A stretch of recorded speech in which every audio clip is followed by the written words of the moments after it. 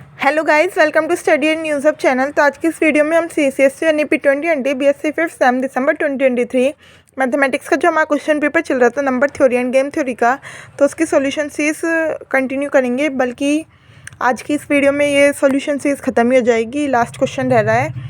Section A Y short answer type भी complete हो चुका था, section B short answer type भी कंप्लीट हो चुका था, और सेक्शन सी का लास्ट क्वेश्चन है क्वेश्चन नंबर 13, वो हमारा रह रहा है। और इस वीडियो के बाद ये सॉल्यूशन सीरीज कंप्लीट हो जाएगी। फिर मेरे भी एग्ज़ाम्स हैं, मुझे भी अपने एग्ज़ाम पे फोकस करना है, आप भी अपने एग्ज़ाम पे फोकस करें। तो क्या है हमारा question number 13, solve the following game. तो ये हमें गेम दिया हुआ है, बी की 3 स्ट्रेटेजी है, ए की 2 स्ट्रेटेजी है, उनके अकॉर्डिंग ए को क्या वैल्यू मिलेगी। यानी अगर बी फर्स्ट स्ट्रेटेजी चलता है और ए फर्स्ट स्ट्रेटेजी चलता है तो ए को 6 का बेनिफिट होता है। इस तरह सेकंड वाली पे ए को, बी की सेकंड पे ए की फर्स्ट को 8 का बेनिफिट होता है। ऐसे करके हमें एक गेम दिया हुआ है। तो निम्नलिखित गेम को हल कीजिए। तो ये 6 8 6 4 12 2। तो ये बहुत ही ईजी क्वेश्चन है, यानी ये गेम थ्योरी का। और ये लॉन्ग में आना तो बस कितनी फ़ायदे की का है बच्चों का, कह नहीं सकते। यानी हमारे टाइम पे भी ये लॉन्ग में आ गया तो इसमें बहुत खुश हुए थे बच्चे, क्योंकि ये 15 मार्क्स का क्वेश्चन देखो सिर्फ इतने से में आ गया। और इसमें पूरे चांसेस थे फुल आने के, क्योंकि इसमें गड़बड़ी के चांस बहुत कम है। तो आप सॉल्व करते हैं। तो to solve the given game and to find out the saddle point we redraw the game and then encircle the row minimums and put squares on column maximums.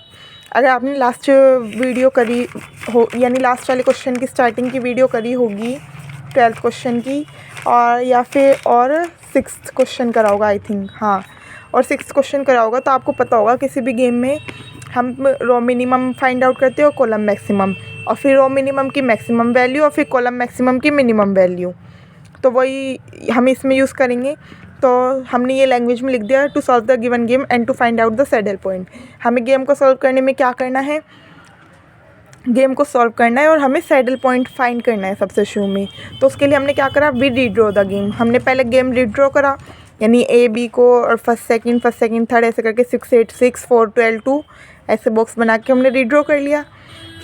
फिर हमने क्या करा, and then encircle the row minimums found करें। अब देखो 6 8 6, इसमें सबसे minimum क्या है 6, और 6 दो जगह आ रहा है तो दोनों जगह हमने क्या कर दिया, सर्कल। तो 6 के ऊपर सर्कल कर दिया और लिख दिया 6। ऐसे ही अब 4 12 2, रो मिनिमम क्या है 2, तो 2 पे सर्कल करके यहाँ पे लिख दिया 2 पे सर्कल। ठीक है।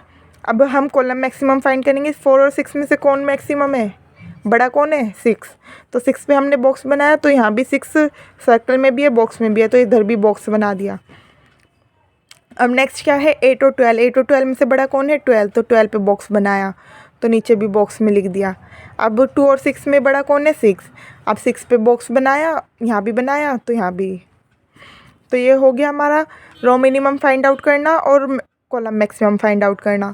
ये शॉर्ट के हिसाब से है वैसा क्वेश्चन, बट लॉन्ग में देना तो बहुत ही अच्छी बात हो जाएगी अगर आपके में भी आ जाए।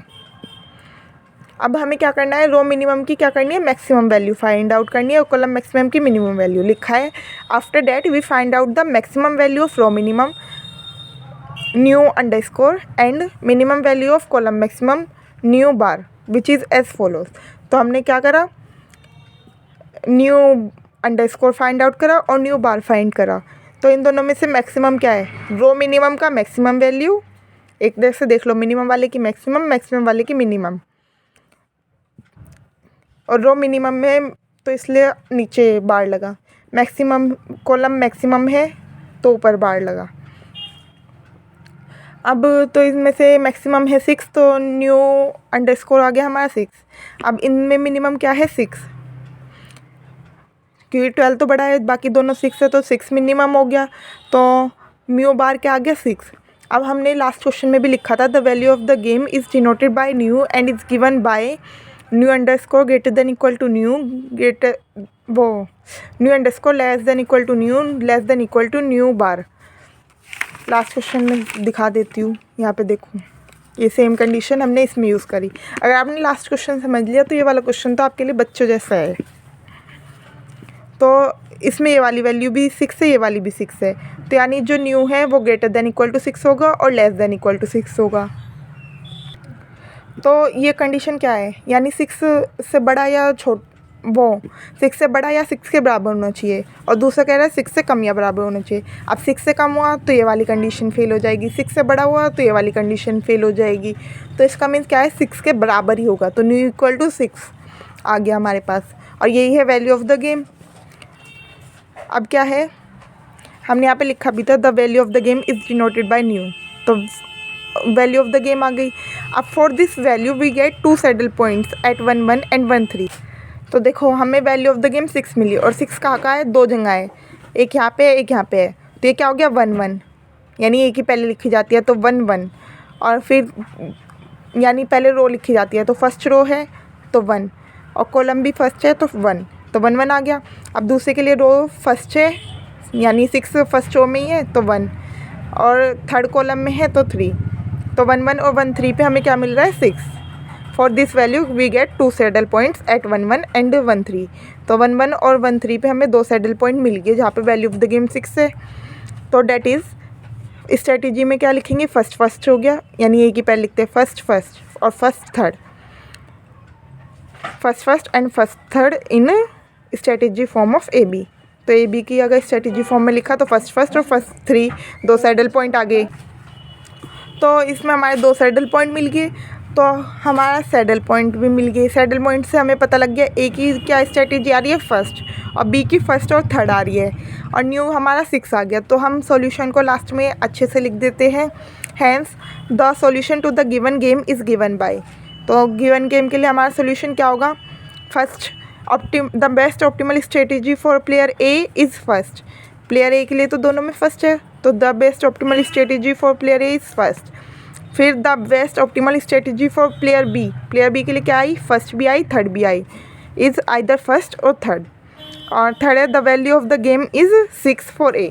अब जो ये वैल्यू ऑफ द गेम आई मैंने बताया था इसमें ए के वे लिखे हैं कि ए को कितने का फ़ायदा हो रहा है, तो एक तरह से ये जो 6 आया ये ए का फ़ायदा है, तो एक तरह से +6 अगर ए के लिए है तो बी के लिए क्या हो जाएगी -6। अगर -6 ए के लिए आती तो बी के लिए क्या हो जाती +6, यानी अपोजिट साइन। तो अब क्या है, यानी एक तरह से गेम में अगर एक का फ़ायदा है तो वो दूसरे का नुकसान है, उस तरह से है ये।